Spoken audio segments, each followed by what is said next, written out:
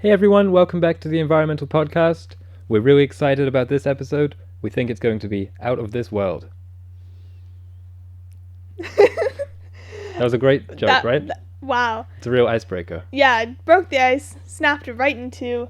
The planet we're talking about today actually has a lot of ground ice, so it's a good transition. I don't know if anyone's heard of this planet. It's in our solar system. Yeah. It's Mars. Isn't that a chocolate bar? It's a chocolate bar. There's a lot of books about it. I'm sure there's a lot of clothing brands named it. But yeah, Mars. So we haven't really talked about anything spacey No. as of yet on the podcast. I mean, I suppose we have in a roundabout way because last week we talked about solar energy. Yeah. But that was about solar energy being captured on Earth. Hmm. Today we just wanted to go a little bit fanciful, going a little bit exploratory. Yeah. Leave the orbit, leave all of Earth's troubles behind, possibly, and just talk about that little red rock that we call Mars. Yeah. Should we start out with a quote or start out with a little chat? What are you thinking? Give us the quote. Cool. We are all children of this universe, not just Earth or Mars or this system, but the whole grand fireworks. And if we are interested in Mars at all, it is only because we wonder over our past and worry terribly about our possible future. Was that by Carl Sagan? It's by Ray Bradbury. Ah, similar. Yeah. Similar, they occupy a similar space, I guess. Yeah, so for those of you who don't know, he was the author of Fahrenheit 451, as well as The Martian Chronicles. Yeah. Yeah, so he was a big space guy. His stories were about kind of dystopian futures, and often when we're talking about the exploration of Mars, it's often in a kind of optimistic yet pessimistic way about the future of humanity. Are you a big space girl? No. I mean, I love stars. Uh-huh. Taking pictures of them, laying under them, but I've never gotten too into learning about like life in space or like space exploration. More about mythology is more my interest, I guess. Yeah, that was always me too, learning about why the constellations are called this. Yeah. Why Mars and Venus were named after, who they were named after, and things like that. But recently, when I say recently, I mean very recently, prompted entirely by our rewatch of WALL-E. Yes. I've just been getting into kind of engineering and science and technology and its relationship to our progress as a species. And I think space is a good example of that. It can be sustainable, it can be awe-inspiring. It really catches the imagination like no other kind of field does. That's true, because we often talk about, when we're talking about space, you talk about kind of ocean exploration in the same vein, but it's just that it doesn't even compare. Like, I mean, there's a similar sense of awe and wonder to it. Yeah. But in terms of scope, it's nowhere near. Another thing is that the ocean really scares me, but thinking abstractly about space doesn't. Yeah. Possibly because I'll never actually go there. And there's always the off chance that we'll stumble across an alien civilization, which is hopefully not the case if we explore the ocean floor, because that would just be very scary. You're right. But I was never really into space as a kid either. I never really had that phase. No. But I was thinking about, so there's a big movie adaptation of Dune coming out this year. Yes. Which is kind of sci-fi Lord of the Rings a little bit, just in terms of its scope. People like the book because it's kind of a well-realized fictional world, which is multi-planetary, I guess, intergalactic. Yeah. And I think that'll be exciting to see on screen, and I think it might kind of awaken or inspire a new wave of space enthusiasm in the pop culture. Yeah, I think so, and I think that movie's going to be really big, basically. Yeah, and it's coming out at a really good time, especially with SpaceX launching its test craft. Well, yeah. I was looking into... SpaceX is kind of a very public-facing company, so they're the best example, but I was looking into just the Mars expeditions. Yeah. Just the rovers, not even the human, anything like that. And there's a lot which are on the way, or supposed to be, either at the end of this year or in 2021. So I do think it's going to be in the news a lot. I think so.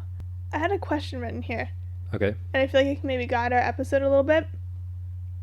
But it was just like a question of asking, do we think these missions to Mars are too distracting in a time of climate change? Yeah, it's a good question. Like, do we think they're going to inspire people to become future engineers and then maybe work on climate change? Do we think it'll inspire people to be like, oh, we don't want to resort to having to colonize Mars to escape Earth? Yeah. And we can probably just come back to this as we go through, but I was thinking about that a lot as I was researching Mars and colonization, just about the tone people always use when they're talking about these great plans to colonize it. What's that tone? It's, as I said at the beginning, just like an optimism mixed with a pessimism about the future of Earth. I had that note taken down as well, because it's not just colonizing Mars as in there are buildings there which we can just move into. You know, it's not a planet which we can live on.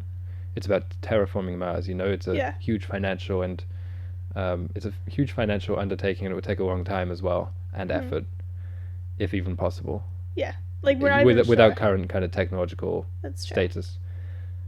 So I remarked that kind of pinning hope on terraforming Mars is indicative of what I would call a fundamentally unsustainable approach to civilization, to life, to settlements, which is we use one up and then we go on to the next one. Yeah, and that just seems super futuristic, but that just isn't the way these people are talking about it. Well, it's not how humans should work. It should be, okay, right now we're being unsustainable. The goal is to find balance with this one. And then once we find balance with this one, go and explore. You know, find balance with another one. Planet that is, or biome, or town, or continent. Yeah. You know? Very good point. We got some history of humanity's relationship with Mars, right? Yeah. How far back did you go? I didn't go too far. I just went kind of space age onward, but do you have any... I went decently ancient. Okay. I didn't go into the specifics of their observations or their theories or how it related to their astrologies, but I saw that Mars was observed by all of ancient Egypt, ancient Greece, ancient China, ancient India, ancient Babylon, and more. So it's kind of always captured our imagination because, you know, it's visible to the naked eye at certain times. Yeah. And pretty much every celestial body which is visible played a part in those cultures' science. And then I just fast forwarded and said the first telescopic observation was by Galileo in 1610. And there were improvements in technology of the telescopes over the next few centuries, such that we kind of came to consensus about details on topography and different albedo levels of Mars, and just the general geography of it. One interesting kind of scientific diversion I found that astronomy went on in the late 1800s was this theory of the existence of canals on Mars. Did you read about that? No, I didn't. So basically, through this one telescope, one guy thought that he saw a network of lines so geometric that they could only have been produced by an intelligent life form. And he hypothesized that it was canals which were used to redistribute water during the dying times of the planet. Oh, okay. Was it just a scratch on the telescope? Yeah, it was an optical illusion. Yeah. But there were a few people who believed it. It was a widespread theory at the time. Yeah. I mean, like, I can understand having a planet so close to Earth. It just kind of seems like, how can it be so different? Yeah, it's this. I feel like that's always been a thing that's like it's the closest, so that's why people are most interested in Mars. But also, it just seems, you know, to the uninformed casual observer, like a scarily accurate picture of what Earth would be like in the future. Yeah. After it all goes down. I focused almost all my research on Elon Musk's endeavors because I just kind of got sucked down that rabbit hole. And on their website, there's a little graphic of Mars being terraformed into Earth, so there's just like the transitions. Oh yeah. But it just so easily looks like in WALL-E when they zoom out and it's like the brown Earth. So it just looks like we're kind of going backwards, like we're progressing towards being... Did they terraform their final version? How good did that look? It looked just like Earth. It wasn't a plan. It was just like a... Oh, it was just a cute one little... day we could be... Cute little graphic.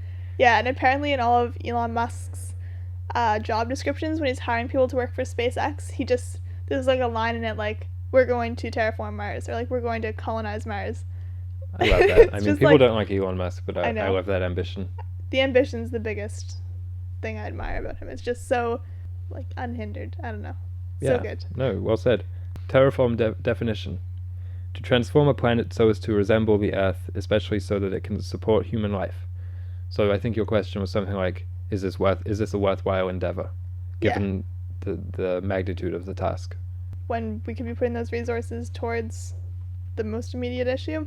Like, my initial thought on that is that it's not a zero-sum thing where let's shut down NASA and the ISS and put that money towards stopping climate change. Like, that just wouldn't happen. Yeah. There's and a lot. There's a lot of unlimited money. Like. Yeah, there's a lot of things which, if you look at it compared to climate change, are completely dumb. Yeah. You know, I'm looking at laptops and microphones right now, and we could say that the companies and the money and those industries are irrelevant or a waste of time or something. I mean, we do say that sometimes. We do. But I feel like just in particular, space exploration is so unrelated to daily life that it's kind of like it could shut down and it wouldn't impact anyone's life right now. Maybe in the 50s when it was like really inspirational and people were like really hyped about it, and maybe we're getting back to that and it will be inspiring people again. That's my hope. Yeah.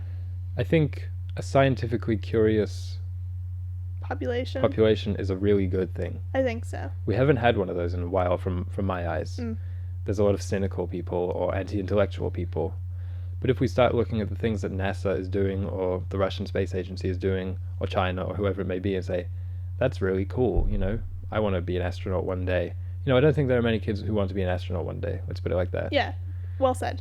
We want kids to want to be things that are like crazy like astronauts. Yeah. And then strive to be them. Another observation I had about the question of exploring space is that before on the podcast we've remarked about how big a change we think it's been to the human psyche since the world has been fully mapped and fully explored. And we think that really kind of led to a more anthropocentric and insular kind of culture, we would say. Yeah. If we conceive of, rather than just looking at a globe and saying everything's mapped, if we started looking at a solar system, and we could start saying almost none of this is mapped. Yeah. And that would be kind of a return to having a wilderness of some sorts. Yeah, that's true. Because you don't have to like go into the wilderness for it to influence your life. Yeah, you know, it would be a conceptual wilderness. Yeah. Because in the olden days of actual wilderness, wolves could come out of it. Mm-hmm. You know, you'd have something to be afraid of. But maybe as barriers to space are eroded over time and, you know, commercial spaceflight becomes a thing and humans start colonizing Mars, maybe we'll start seeing more kind of popular pieces of media be space-based. Yeah. And people it would just enter the consciousness more as a representation of the unknown, which we currently, I would argue, don't have in the consciousness. Yeah. We think we know everything. Mm-hmm.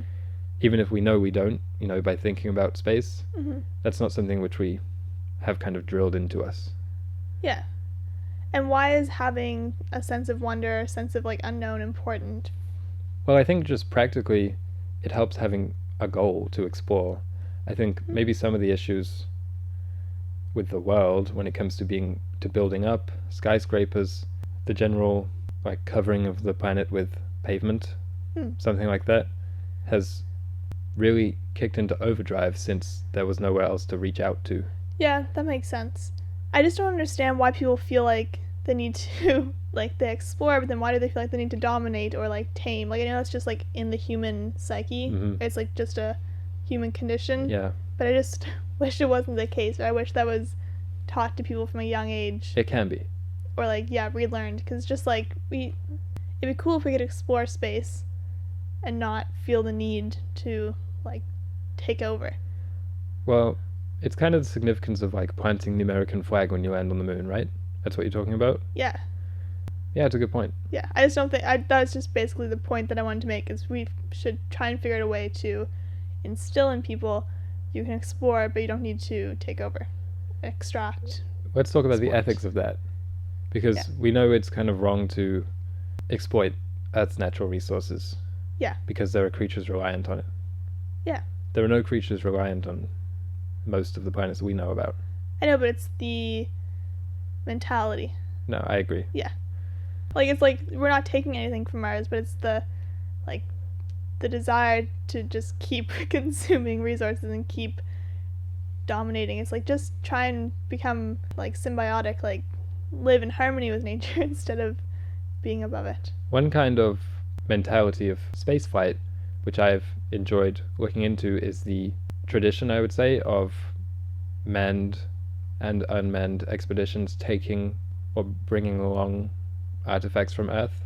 So they'll bring like a little time capsule of stuff for the period, for the era, or poems or songs. I think that's really cool. Don't they like blast songs and things into the atmosphere? Like they send like messages. I don't know. Oh, you mean Hubble sending signals and stuff? Yeah. Yes. I don't know if they send pop songs. Yeah, probably not. But they send. That's interesting. Just like kind of pushing their culture even outwards. Yeah. Mars exploration, mainly by SpaceX, is just such a fun kind of thing to look at. I didn't know in 2018 that he sent like a Tesla car. You didn't see that in the news? No. Oh, that was such a famous image. It's so cool. I like saw it and got so hyped. I was like, that's just why is that so cool? that's the purpose of it in society. Yeah. It's like, well, why would you do that? Why would he waste money on that? Because that's what humans do. That's kind of why we're here. Yeah. I would say. Yeah, to make art. It was a form of art to me. Yeah. Yeah, it's where art and culture and technology intersect, much like our podcast. Very well put. So yeah, can I do a little bit of like a timeline for SpaceX's current plan to colonize Mars? Sure. Just kind of some little facts for our listeners. So SpaceX was founded in 2002, and it was after Elon Musk had sold PayPal. Yeah, I think so. Yeah. Or his stake in it. Yeah, and so he had all this money and he was like gonna buy rockets and stuff, so he founded SpaceX, and he's been working on getting a new model of spacecraft ready to be tested, and it's been tested a few times, launched into the atmosphere without people on it, and then tomorrow, so that's May 29th, 2020, he's going to be sending two NASA astronauts up to the ISS in this spacecraft. And that's a big deal because it's a private company. Yeah. And it's only the 7th spacecraft ever to be tested with humans in it, I think. Like they found a model that worked and they just used it. Because that kind of makes sense. I find SpaceX really inspiring because of all the failed launches they've had and the money that it cost and the stress it took. Yeah. And the perseverance that it took. I think it's a real tale of triumph. Yeah, and Elon Musk has been quoted saying like he doesn't care about the money, he just wants to get to Mars, basically. You need people like that for every big kind of technological achievement. Yeah. You need people who that's their life goal. Otherwise, it just doesn't happen. Yeah, and I'll get to that as I go through this timeline. Like he's gonna die trying, basically. So 2020, he's testing the new ship, the Big Falcon. I love his names for these crafts. There's a real kind of video game internet-inspired naming scheme. Yeah. So he's going to test that, and his goal with the Big Falcon is for it to be reusable, or like parts of it to be reusable, because right now you launch a spacecraft and it's just completely scrapped every part of the launching system, and they're like billions probably to build. Yeah. So, 2020 testing it. 2022, he's going to be sending 2 unmanned ships with cargo on it to Mars. Then these ships will have robots in them which will go out and make sure that there is access to water, because Mars has these frozen ice caps which could be melted, and then that'd be the water supply for the people living there someday. See, I like robos. Yeah. That's their purpose. Yeah. Clear out the path for us, Yeah. Get the water for us. Yes. So there'd be those on it. There'd be cargo for the future settlers, and I guess like the rocket ships would be homes for future settlers. But the reason that they say colonize Mars, not just like send a manned mission, is because when you launch a ship into the Earth's atmosphere, or out of Earth's atmosphere, that takes pretty much all its fuel. So he would send this ship up, then have to send a bunch of like tiny ships full of fuel up to it, and then it would be able to make it to Mars, but it wouldn't be able to make it back. So the cargo would be there, and then confirm the resources. The plan, if people were to go to Mars, would be to capture nitrogen, oxygen, and so on from Mars's atmosphere, which does exist, but it's super thin and like toxic to humans. But they could technically capture the elements needed to create a living atmosphere. What do you mean to create? You mean in tents? Yeah, in like little blow-up tents and Okay. spacecrafts. Like and in The things. Martian. Yeah, all the Martian plans look exactly like the movie. They did their best to be scientifically accurate in Yeah. the movie, that's why. Yeah, like it just looks the same, and it's all pretty That was a much the great same. movie. It was. It was really fun, but also good. Yeah. If you're interested in visualizing what we're talking about, watch that movie because it's... Yeah, I guess I don't even need to explain everything now because you can just watch that. Watch The Martian where he grows, what is it, potatoes or something? Yeah. Using his own compost? Yep. Classic Matt Damon. Good guy. I don't know what he's like in real life. 2023, this is kind of unrelated, but sending a tourist ship. So like one guy has paid SpaceX an undisclosed amount of money to have this spaceship built to rocket around the moon for a week. He's going to take like 6 or 7 artists with him or something. Do you think it was Trump? No, it's not Trump. Okay. There was a name given, but I just didn't write it down. Oh, so it's not an undisclosed name. No. It's just some billionaire. Yeah. Okay. Yeah, and so that's good for SpaceX because that undisclosed amount of money is funding research. Doesn't it take astronaut training though? Well, there'd be, I imagine, astronauts. Well, yeah, probably. They would just go survive in up there. orbit Mars, they wouldn't land. No, they're not going to Mars. These guys are just going to the moon. Oh, just the moon. Yes, this is to prove that I think people can, just like average Joes Commercial maybe flight? can, yeah, Would you go to the moon? probably. Definitely. Yeah, It would be the coolest day of my life. week of your life. I mean the day I left. Yeah, Maybe okay. the day I saw the moon, I don't know. Yeah, it'd be very cool. I was looking into like there was this really failed mission, Mars 1. Mm-hmm. It wasn't a mission, but it was like just a It massive was a rover, scheme. right? No, Mars 1 was a scheme to like sell the TV rights to training these 100 people to go to Mars, and they were gonna like stream their entire lives on Sounds Mars. like a Netflix show. Yeah, but it was real, and they got billions of dollars of money. The cast from Too Hot to Handle. Yeah, The next basically. expedition. But yeah, I was looking into it, and like a bunch of people applied, and I was like, I would have applied if it was going to the moon, but not to go to Mars. How long, do you know how long it would take to get to Mars? It's anywhere from 6 months to 2 years, depending on the season and things that I don't know. Why do you think, yeah, I was going to say, why do you think it would depend on the season? Well, every 2 years, Mars is at its closest. Oh, And then because the orbits aren't synced up. Yeah. I don't know why I thought, like, every planet orbited at the same speed. Yeah. Okay. So it just that kind of makes depends. sense. Yeah. So 2024, SpaceX is going to send people to Mars, apparently, as long as everything goes to plan. 2028, finish building the Mars Base Alpha. Basic agriculture and power stations would be established. And then massive opportunity for entrepreneurial ventures. What does that mean? He's just like, at this point, between 2028 and 2030s, he wants to send about 1 million people to Mars Wow. at about $200,000 per one-way ticket. Wow. And then, He's kind of a hyper-capitalist. yeah. So and he wants to one day make it to Mars. So He why did wants you to say go he was there. going to die trying? You don't think it'll happen? But then it was 2100s. This is on his website. Terraforming Mars. Oh, he won't live to see terraforming Mars. No. I don't think we'll live to see terraforming Mars. No, we won't. But he wants to live to get to Mars But and die on Mars. We're going to see people on Mars in our lifetime. I'm confident of that. Probably. Just because of Elon's perseverance. Yeah. Even if it's just him. But that timeline you just read out, that was on their website. Yeah, and it ends in the 2030s, basically like before we terraform. It ends in 2030s. Yeah, with 1 million people on Mars. What I just love about it is that you just won't find any other websites with lists that ambitious, Yeah. that aren't just blogs. Mm-hmm. Like, this is a company that's, like, this is their goal. Yeah. I love that. I think that's amazing. That's good. One other thing I love is just the names for all the little rovers. I don't know, maybe I'm going to get really into robotics or something. Yeah. Odyssey, Curiosity, Maven, Viking, Mariner. Those are just some of the ones that I saw.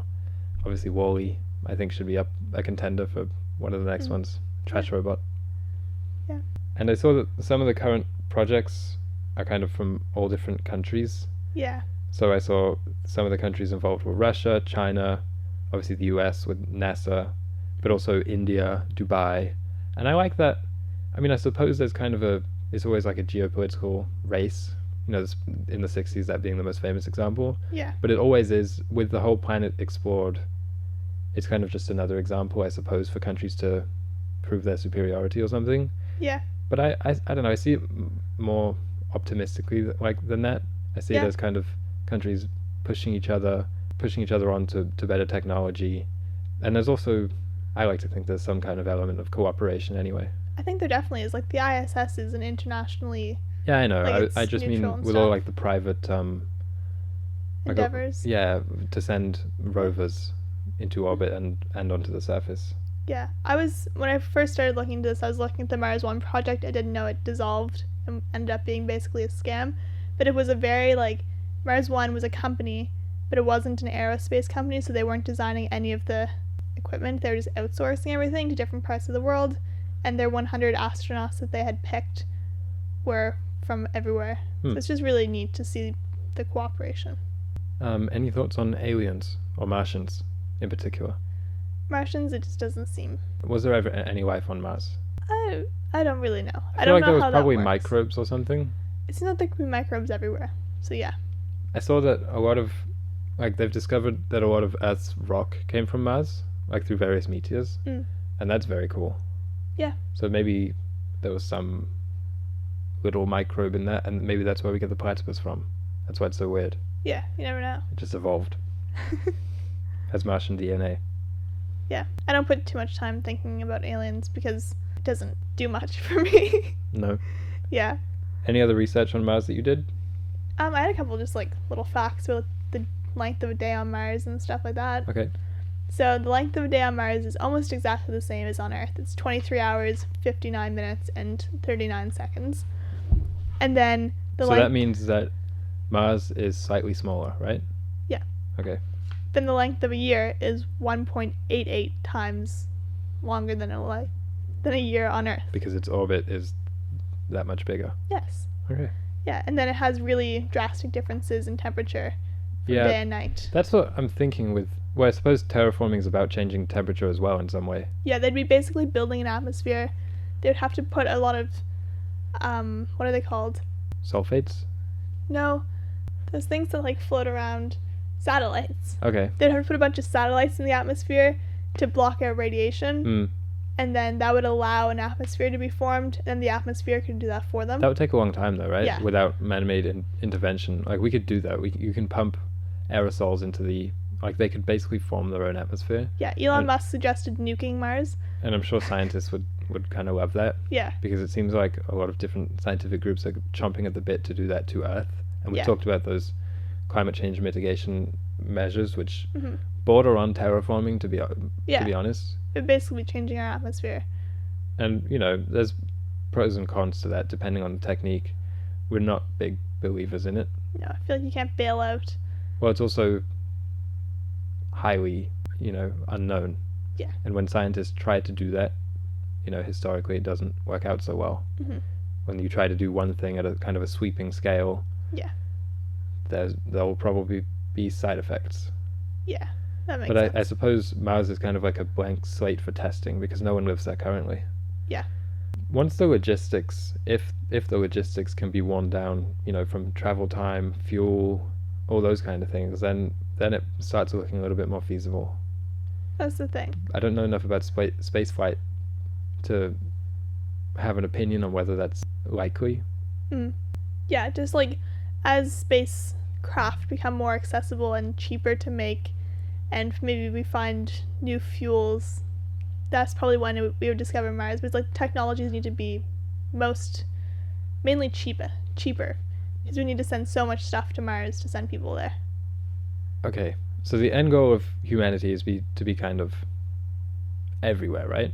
Interstellar, out of our solar system, out of our galaxy, all over the place. Okay. Like Star Wars.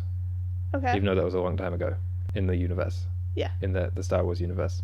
So Mars is just, it'll happen. It needs to happen. Like, that'll be the first thing. And I think the more planets you colonize, like, the quicker you start traveling the universe, no? I have no idea. I don't know. I don't know why we need to travel the universe. There's that quote, it's like, born too late to explore the Earth, born too early to explore space. Yeah. And I guess it's kind of lamenting our position in history. I think you'd have to be quite ungrateful to do that, but the quote's kind of tongue-in-cheek anyway.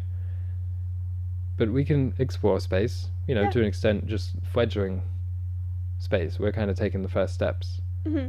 which is an exciting time when you think about it. I think so.